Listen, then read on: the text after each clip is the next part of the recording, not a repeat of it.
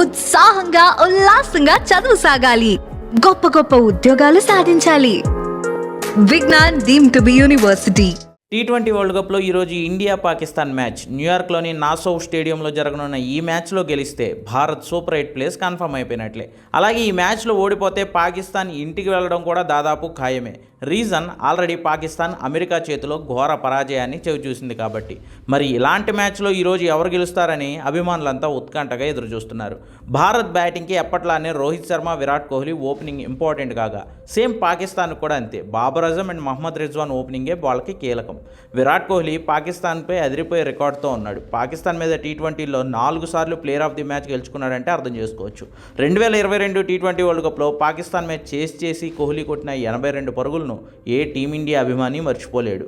Babur and Rizwan ఇద్దరూ కూడా left arm స్పిన్నర్లను ఎదుర్కోవడంలో ఇబ్బంది పడుతున్నారు. సో టీమిండియా అక్షర్ పటేల్ స్థానంలో కుల్దీప్ యాదవ్ను ఆడించే అవకాశం కల్పిస్తుంది.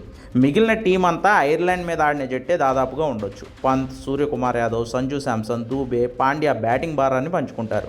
బుమ్రా, హర్షదీప్ సిరాజ్ పేస్ అటాక్ను, జడ్డు, అక్షర్ లేదా కుల్దీప్ స్పిన్ బాధ్యతలను చూసుకుంటారు. పాక్ బౌలింగ్లో షహీన్ అఫ్రిది, మహమ్మద్ అమీర్, హ్యారిస్ రఫూఫ్లను సమర్థంగా అడ్డుకుంటే చాలు, పాకిస్తాన్ పెషావర్కి పార్సిల్ కావడం ఖాయంగా కనిపిస్తోంది.